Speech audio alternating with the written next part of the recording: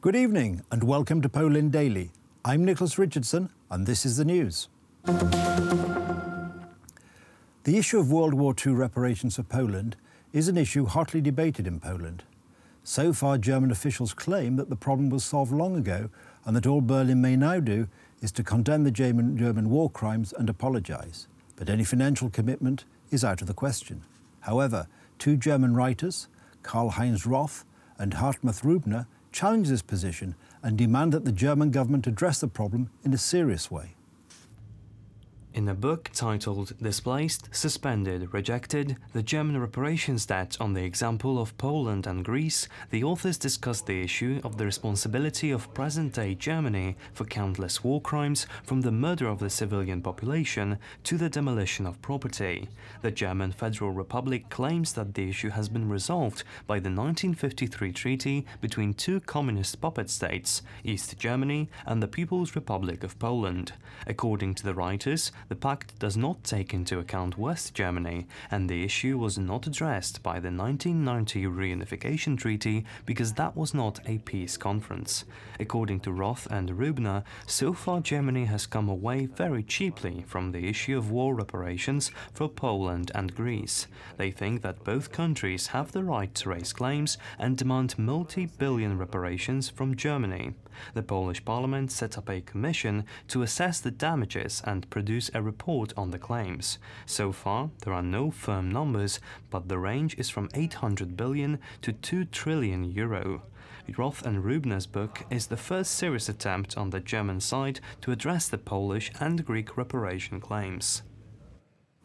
Today, during a session of the State Control Committee of the Lower House of Parliament, the President of the Supreme Audit Office, Marian Banash, introduced the candidates to be vice presidents. Tadeusz Dziuba and Marek Opała.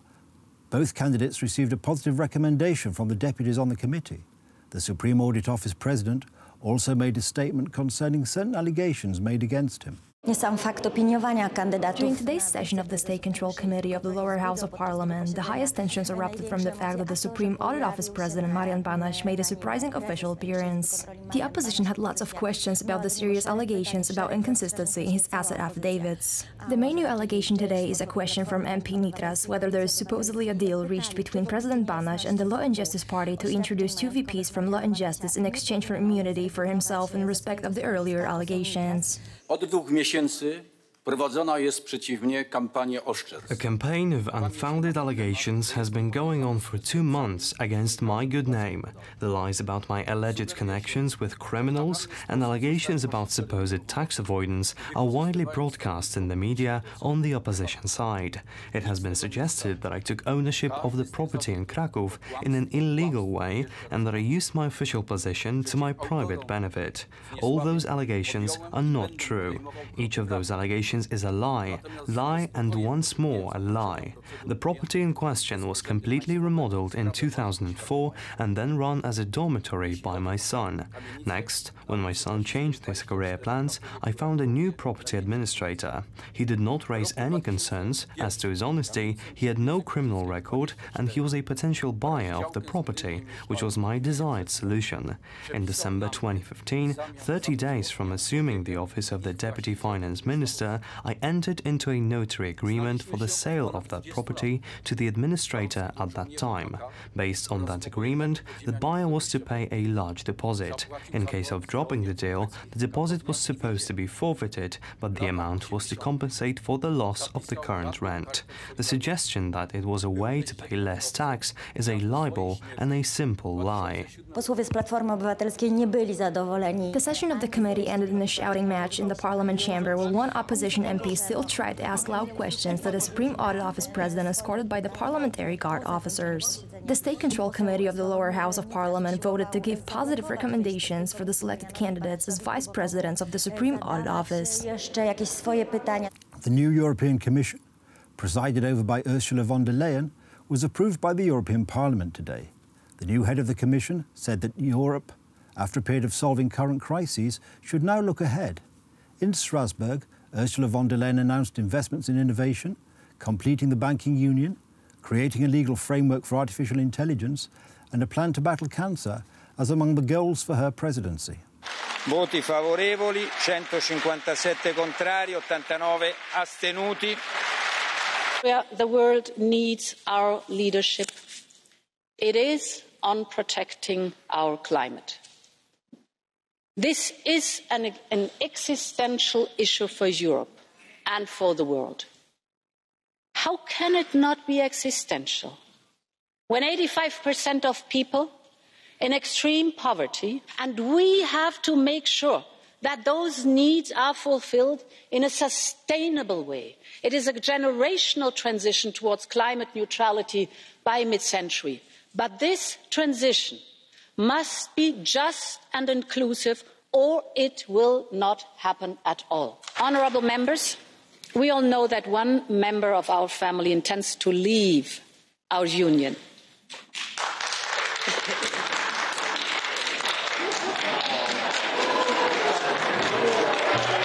These are all the events that took place during today's sitting of the European Parliament. Yesterday, the Parliament held a debate on the alleged discrimination against homosexuals in Poland. Yesterday's debate in the European Parliament was supposed to touch on the subject of sexual minorities in the European Union, but it turned out to be about the situation of the LGBT population in Poland.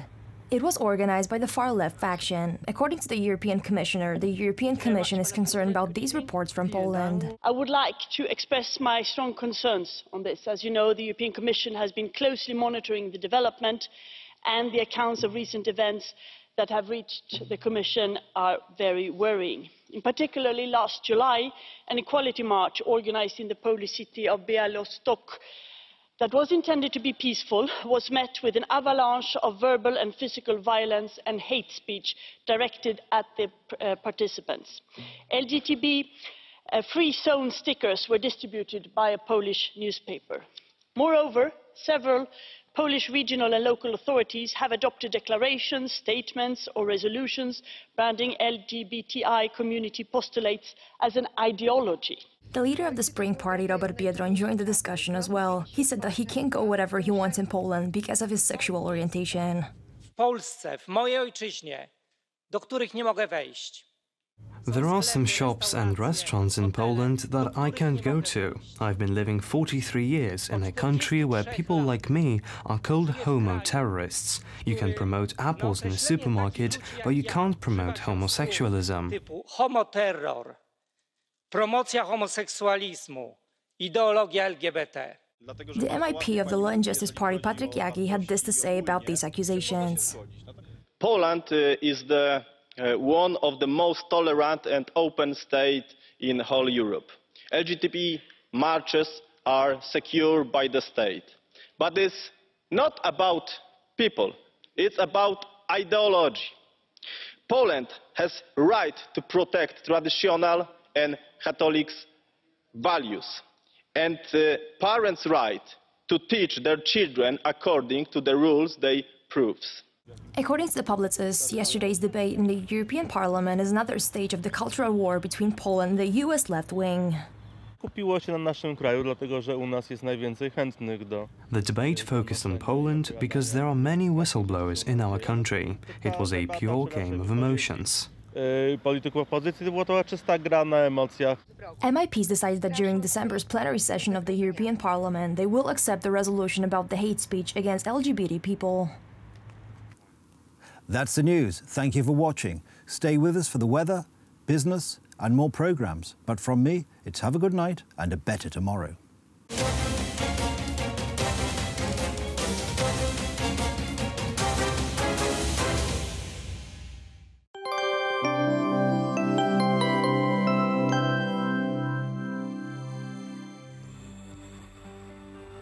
Hello and welcome to Poland Daily Weather. The forecast for tonight calls for cloudy and partly cloudy skies throughout the country. We can expect to see scattered showers in Białystok and Szczecin. It will be a fairly warm evening for this time of year, and the temperatures will vary between 2 and 6 degrees. The weather will stay more or less the same throughout the night, and by tomorrow we will see partly cloudy skies with a chance of rain in Białystok and Rzeszów. The warmest spot on the map will be Krakow and Wrocław, where we can expect a high of 11, and the coldest will be Białystok and Olsztyn at 7 degrees. The next 3 days will bring a dramatic rise in the air pressure, so we can expect the skies to clear up, yet at the same time, the temperatures will drop to close to zero by Saturday, and will stay at this level throughout Sunday. That is all for now. I thank you for joining us, and I invite you to stay with us for Poland Daily Business.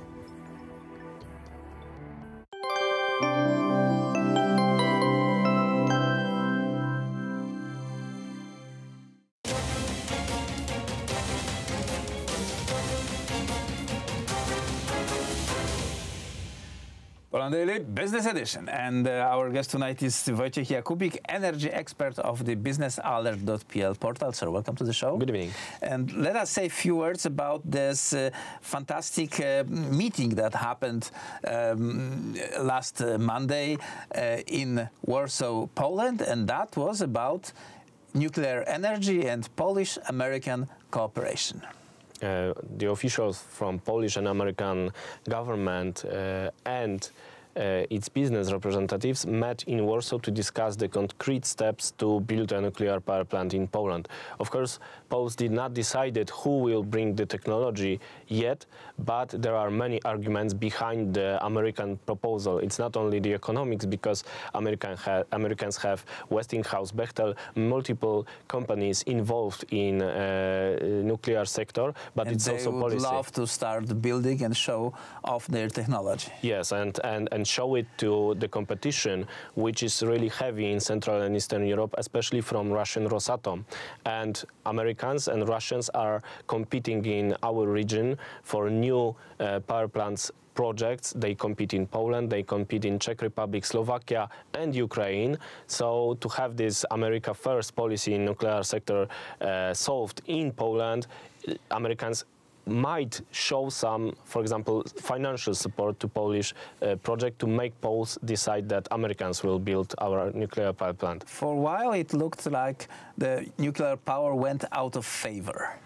Well, it wasn't fashionable, it wasn't sexy anymore. Yeah, in Germany especially there was this nuclear phase-off announced by Angela Merkel, but in the end it appears that without nuclear energy it is hard to decrease the CO2 emission, which is one of the goals of climate policy, of defending the climate from the changes. So you need some nuclear power plant. It is a stable source of energy, but the only obstacle is the financing scheme. How to finance the nuclear power plants, which could cost from 40 to 100 billion zlotys, even more. It depends on the project. So you need to have some state support, but also there is a role for the technological partner to step in. And Americans, for example, could step in this financing scheme because they had some schemes like this in different parts of the world for their allies. So if Poland is a real ally to America, maybe they could pay some amount of the portion you need to have this nuclear power plant. With a quite developed country, the return on investment is kind of warranted, but it will take 50 years. Yeah, and you need to pay steadily like 4 to 8 billion zlotys yearly. So it would come from Polish banks, but also we need to have some like 50% involvement from the technological partner, and we'll see if Americans are ready to do it. If we look at the future desired scheme or diagram, or how much energy is produced from which sources, what is the like maximum amount in percent of nuclear energy in it? So our projected strategy is really ambitious. We want to have from 6 to 9 gigawatts of nuclear energy until 2043. It means that first nuclear reactor should be ready in 2033, and in the end, in 2040, we would have about 20% of power generation from nuclear power plants.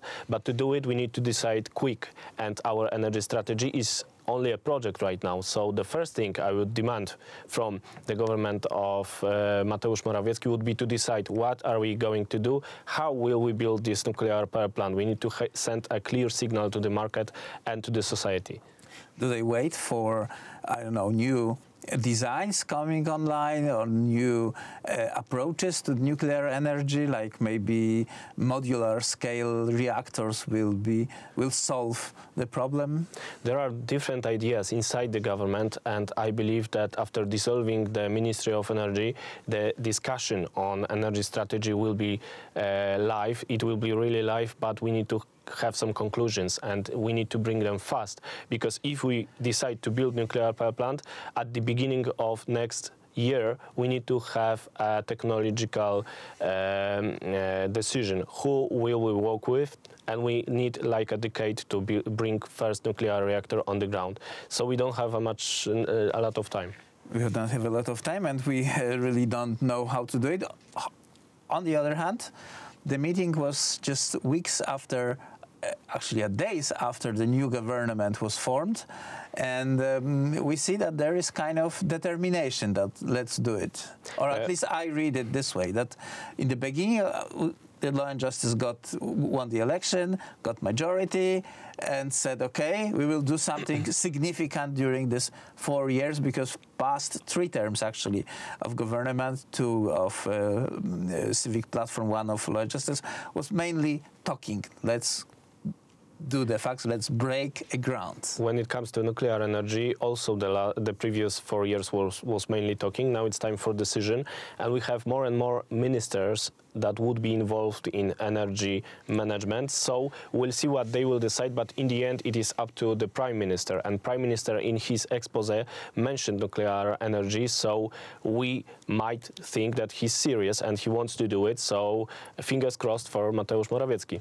Fingers crossed for nuclear energy in Poland. The discussion is more than 40 years old, ladies and gentlemen. The first nuclear plant started to be built in the north of the country, near city of Gdańsk, about 50 kilometers from Gdańsk. Yes, in Żarnowiec. In Żarnowiec, the lake is there, the fantastic scenery. You should happen to be there, please visit Żarnowiec and check how it does look. Now there are signs, the entrance forbidden, but don't worry, nobody will bother you.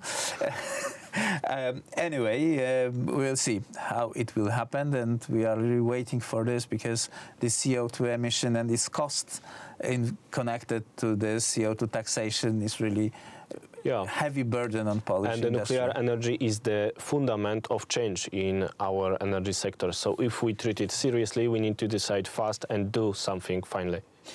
Wojciech Jakubik of businessalert.pl. There is also an English version, businessalert.com, so you can check and read.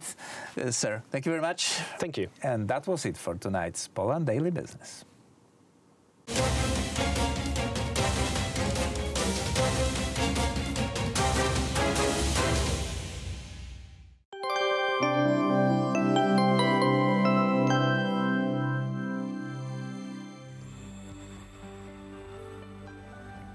Good evening and welcome to Poland Daily Business Weather. The forecast tomorrow will bring partly cloudy skies and cloudy skies throughout the country. We can even expect scattered showers in Białystok and Rzeszów. The temperatures will be fairly high for this time of year and will vary between 7 and 11 degrees. In Europe, we can expect freezing rain in Oslo and Vilnius. Showers can be expected in Helsinki and Stockholm, throughout the UK, and in Central Europe in Bratislava and Zagreb, as well as in Rome, Vienna, and Bern. The rest of the continent will see partly cloudy and cloudy skies. The warmest spot on the map will be Athens at 20 degrees, and the coldest will be Moscow at 1 degree below zero. That is all for now.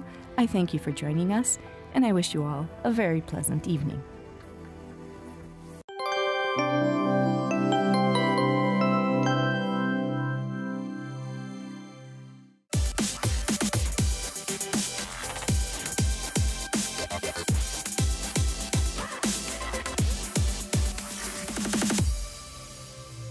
Good day, everyone. My name is Maria Kądzielska, and this is Poland Daily Culture. He used to be the member of Knesset for Israeli Labour Party, the Secretary General for Labour Party, and the Deputy Speaker of Knesset. He's one of the Israeli politicians who most often visits Poland. Ladies and gentlemen, meet Yehiel Bar. Hello. Nice to meet you.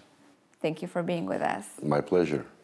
But before we start the interview, let's listen to part of his speech. As Jews, we have a notion called in Hebrew Hakarat Hatov, meaning giving thanks and gratitude. And this is exactly why I came here today from Jerusalem. Mainly to thank you, those men and women sitting in the front row. I came to say thank you. To thank you to the known Polish righteous and to thank the countless unknown righteous, like the true heroes we give thanks to this evening. Yehiel, you as a former member of Knesset, you also know the fact that the part of Israel education is for young people during school to come to Poland and visit the camps. And what they do, it's extremely important that they do it, but they mostly see Poland as a cemetery because they see camps and they see cemeteries and they see places of death. But they don't see that much of living Poland, like Krakow or Warsaw, or places which are totally different. And from our perspective, it's a bad thing, because they usually don't really see how life here looks every day. Do you think it would be possible to change those schedules of those trips? Yes, well, these trips, it's one thing, and it's a very important part of Jewish and Israel education. So we are trying to make every kid, a guy or a girl in the 10th grade, 11th grade and 12th grade to come to Poland, to the concentration camps and witness our history. As you said, the dark side of the history we have with Poland. It's very important. It will never change. We in Israel know that we're a nation that should protect ourselves, and sometimes we're always protect ourselves, and sometimes we have to show our youth why, what happened if we will not protect ourselves. So this is part of our legacy, and it will always be. However, I do think that in the recent years, more and more Israelis are coming to Poland, not only in the frame of these trips to the Majdanek and Auschwitz, but also come for vacation. They go to the 1,000 lakes near Missouri, and they're coming to shopping trips in Warsaw and Krakow, and they see the beautiful old city of Warsaw and Krakow, and they see different lakes and views and mountains and skiing. I myself took my kids and wife to a vacation in the nature near Missouri, and it's beautiful. And I think that it's a trend that begins because, as you say, Maria, and you know it as a Pole, Poland is not just a concentration camp. It's much more than this. It's not only about remember the Holocaust. It will always be the most very important thing for us, but it's not just it. It has a lot to offer, art and culture and architecture. And I just had a round now, visit a few places in the old city of Warsaw, and it's wonderful. And you have a very good culinary scene and a very good food. I am a big fan of pierogi, as you can see. So I do believe that Israelis are discovering Poland also as a tourist destination, another tourist destination in Europe. I think that 10 years ago or 15 years ago, it wasn't the case. So if Poland is Auschwitz, it's Majdanek, it's concentration camp. I think that it's changing. So we will leave, of course, these study tours to the concentration camps to our kids, and we will march in the March of Life every year, and this is one of the most amazing things and important things that we're doing. But I do believe that we should make a joint effort, both Israel and Polish government, to encourage tourism from Israel to Poland, also to see the other beautiful face of Poland, and you have a lot of beautiful things to offer here. I think it began. You see more and more flights throughout the recent years from Poland to Israel and from Israel to Poland. And of course, I will use this opportunity to invite also the Polish people to come and visit Israel, the Holy Land, Jerusalem, Tel Aviv, Eilat. We have beautiful sites in Israel to offer. And we see, by the way, more and more Polish tourists in Israel in the last years. So I think it's a mutual effort and a mutual interest. And I hope that both Israelis and Polish will be able also to see the beautiful side of each nation and not just the dark history that we share together. think is that there is a lot of also Polish Jewish culture here in Poland, which is to discover or which is to learn in literature and poetry, but also as a part of cities, and of course Kazimierz in Krakow, but in Lublin, there were 90% of people in Lublin were Jewish before the World War II. And of course, great like Zinger, great literature happened there. Also in Yiddish, which I know it becomes more and more forgotten with the generation which passes.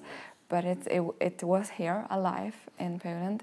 So that's not only, of course, concentration camps, but this culture as well, which happened. And of course, the beautiful Museum of Polin.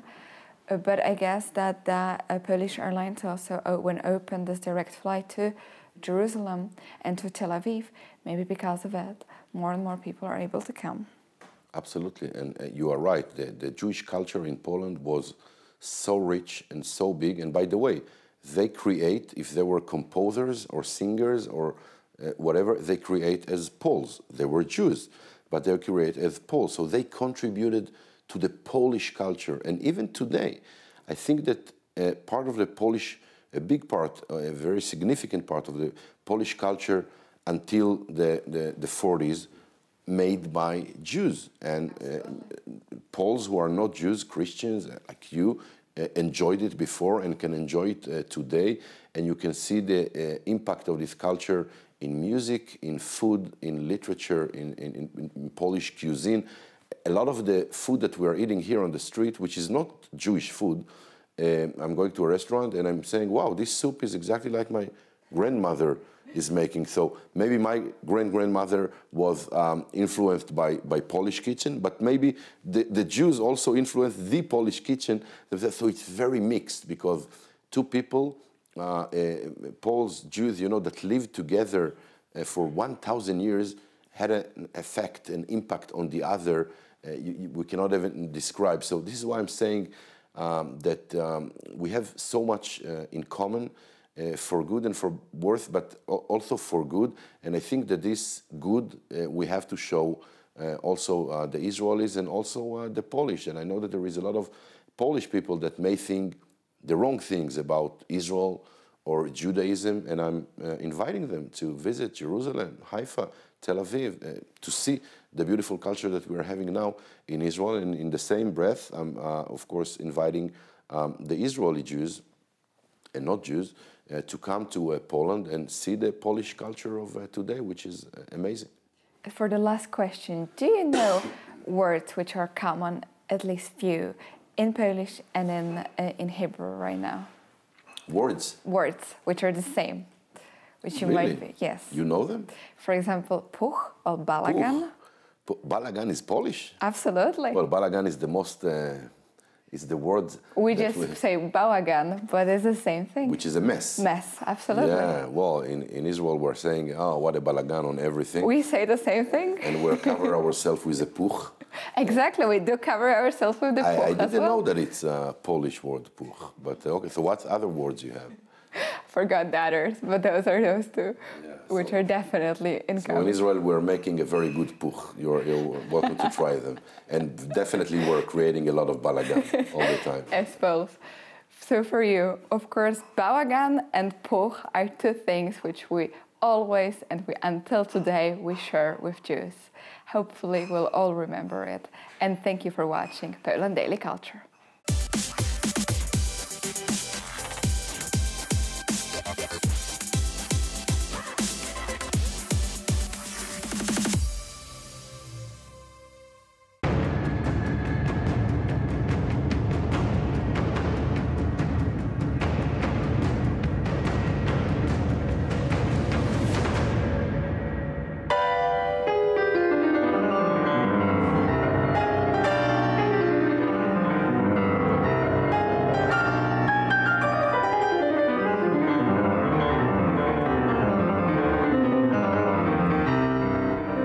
With its roots in the uprising of November 1830 and encouraged by events elsewhere in Europe, including the success of the Italian independence movement, and take advantage of a Russia weakened by the Crimean War and the reforms introduced by Tsar Alexander II, The uprising of January 1863 was the longest lasting in post-partition Poland.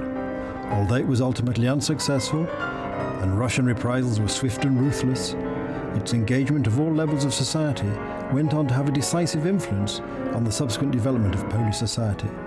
This is the story of that uprising.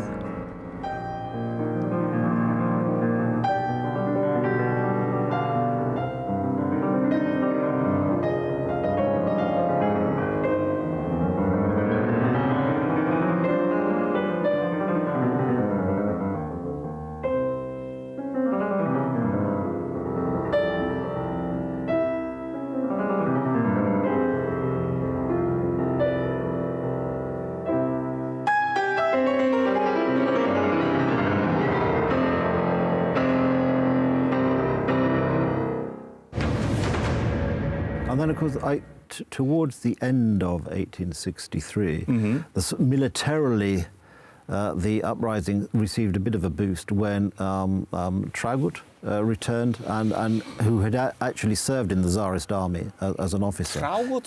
And I think he'd resigned in 1862, but he sort of arrived, I think, in the autumn of 1863 to sort of take charge of the whole effort. Yes, but he was this kind of the person who knew what to do. I mean, he wouldn't got into too much detail. But first, before that happens, in August, you've got this famous battle of, it's unpronounceable for Englishmen, the Battle of Żyżyn. Żyżyn, yes, unpronounceable. When you travel from Warsaw to Lublin, you've got Żyżyn to the right. It's closer to Lublin than to Warsaw. But it's not that you have to seek very, very long. I mean, it's the main road that leads from Warsaw to Lublin. You've got Żyżyn on the right, and there is a monument to that battle. And what happened? There was a Russian convoy having 200,000 rubles in gold. And the Polish fighters attacked that and took the money. But this was a planned operation. They knew they knew there'd be 200,000 rubles up for grabs. Yeah, because they knew, because the January uprising. I mean, you have to remember that we are talking about a secret Polish state with its own, tax system. With its own seals, with its own intelligence, and they learned that there is a convoy that is to travel from Warsaw to Lublin, carrying this amount of money, 200,000 rubles in gold, and. Funny thing, because after the battle, the commander, the Colonel Heidenreich, German name, Heidenreich Kruk, that was his, let's say, nom de guerre, his pseudonym, would give a ruble to every Russian, and after that the Russians were talking that Polish insurgents are so good and so nice that they give money even to Russians. It was a very, very good operation. And they bought a number of rifles. They bought ammo for that money. So that was the first spark that helped the uprising survive. But of course, you are right in saying that Traugott was a very, very talented commander, and he became the dictator. So, like in the January uprising, I mean, the man, I mean, the commander. He was chosen by the whites, but in fact he affected the and I think he probably program of the Reds. That politically he was probably closer to the whites than the Reds.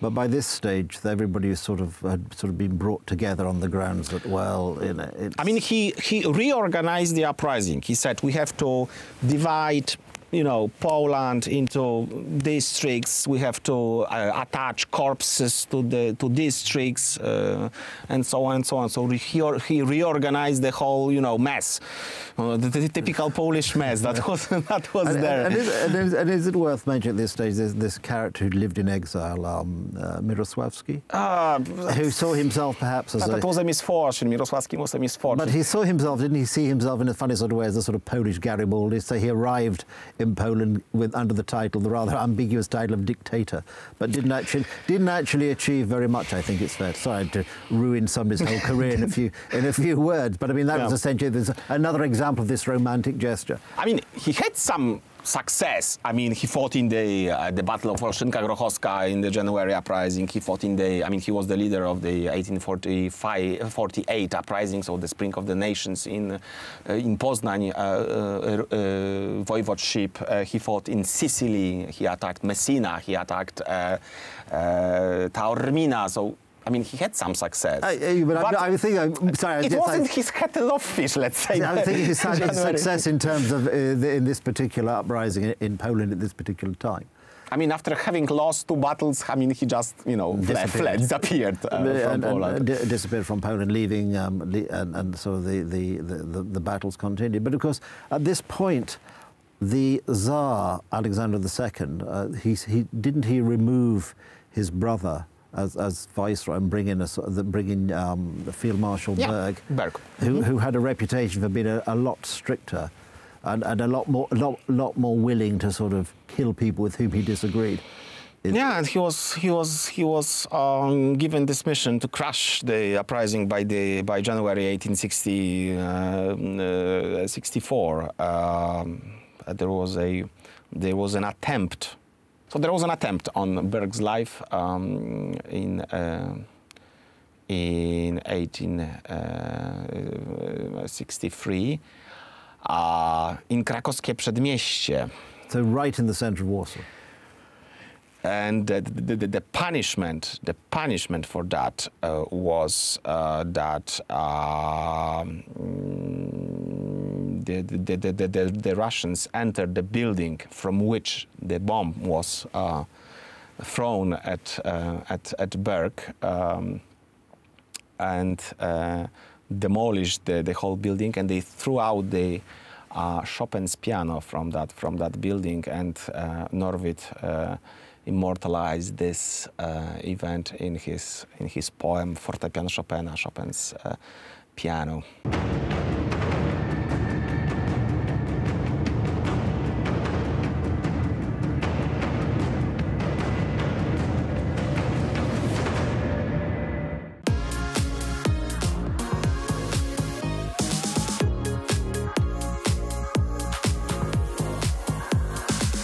Hello and welcome to Poland Daily Travel. In the next series of episodes, we're headed south, that is south of Warsaw, to the Świętoszewska area. Here in the Holy Cross Mountains lies the town of Sandomierz. It's an extraordinary place, still exuding its medieval flavor. Its tilted marketplace is remarkable. I've never seen one like it. Talk about the Leaning Tower of Pisa. This whole marketplace is leaning. From the medieval Opatów Gate, you get a good view of the surrounding area, with the Vistula River stretching off in the distance, both north and south. There are many mysteries in Sandomierz, including hundreds of meters of underground passages. There's also a personal favorite, and that is the recreated medieval armory. Here you can sample weapons, armor, clothing, you name it, all from the medieval period. Later in the day, if you have a mind to, you can leave the town and catch the sunrise out on the edge. That is the edge of town. On the edge of town, you will find the Pepper Hills, a quite remarkable and unique set of hills. Hundreds of millions of years old, the Pepper Hills are a perfect place for hiking and just relaxing. It's a marvelous preserve of ancient habitation and the perfect place to watch the sun go down. So come along with us to Sandomierz. It's quite unique. I'm willing to bet you've never seen anything quite like it. So watch Poland Daily Travel. After all, we do it for you. So take a little bit of time and like us on Facebook or on YouTube. And if you're really daring, subscribe. That's Poland Daily Travel. Hello, everybody, and welcome back to another stirring edition of Poland Daily Travel. We're here in the ancient city of Sandomierz. Yeah, ancient. I was just laughing because it's ancient to me, but it's not really ancient if you look at the history of Europe. But it is first mentioned in about the 11th century, that's the 1200s, as being one of the main cities of Poland, along with Wrocław and Krakow. So it has a history of being a very vibrant and important commercial center. And this is the Rynek. This is the old market square, and it's pretty impressive. Note, as this car goes by, it's going downhill in a market square. It's very unusual to see a market square that's built on a slant. Usually, they're quite flat. I can't really think of another city where I've seen such a precipitous drop-off from one end of the square, the high end, that is that must be the west end, down to the east end, because north is this way, as we know. It's quite a curious place. 25,000 or so people live in the limits of Sandomierz, but it seems much more provincial, much sleepier, and all the better for that, because when you come here, you will immediately slow down your tempo. There's no way to live a fast-paced life in a town like this. No, it is a, we could say, not only bucolic city and bucolic local capital, because it's the capital of Sandomierz County as well, but it retains, as you can see, it retains the flavor that made this town once one of the most important trading towns in the whole of Poland. And that's from the 1200s up until, we can say roughly through the 1700s anyway. It lost a lot of its influence after the Swedish invasion of the late 1600s. We can see today, the most invasions today are just coming from tourists and school children on trips. And it is an important stop off these days on the tourist routes.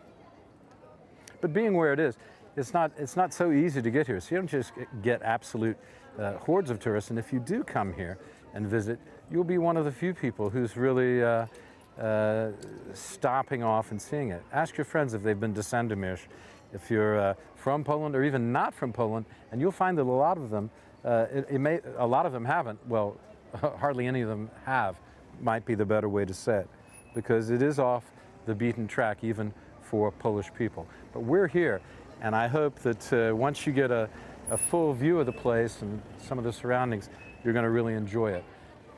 Busy market day, isn't it? Okay, let's go take a further look around. Come on.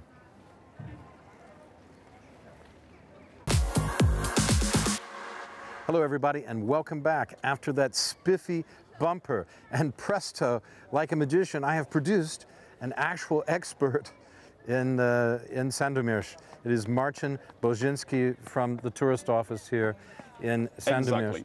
Marcin, this is an incredible town. It's a very pristine medieval town. It's maintained its character over many centuries, despite the Swedish and the Mongols and other things, right? Yes, exactly. What are we looking at behind us here, though? This is the, tell us about that, Bill. Yep. This square is 100 meters, 110 meters. It means, and in the middle is a town hall. Town hall is from the 14th century. 14th or 15th? 14th. 14th century. Yep. Okay. Later, it was rebuilding a little. One of the most beautiful town halls in Poland. Absolutely, I agree with that. It's fantastic. Especially the top of the town hall is very unique. Why is it so unique, the top of it?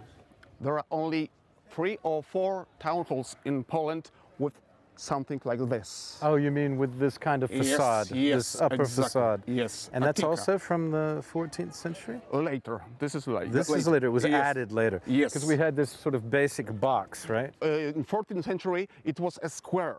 Later, they built more. Okay. They added on and to... the top is from that rebuilding time. Okay. What makes Sandomir such a special place, that it has this beautiful market square and all these churches and all these monuments? Why is it so special in Poland and in actually Central European history? Let's start from the beginning. We have a river, Wisła. So it means this is the best place to live. For transportation and others, yes. And shipping goods. And defense, and, for example. And defense as well, of course. Because we're on a hill above the river, right? Exactly. Okay. Yeah. So the beauty of this town is in his size. It's not big. No. Everything is accumulated. It's compact. Compact in one place. Accumulated in one place. Yes, from us to the river is 10 minutes. It means everything is around. And it's old. And I think it's a special place in Poland. Absolutely.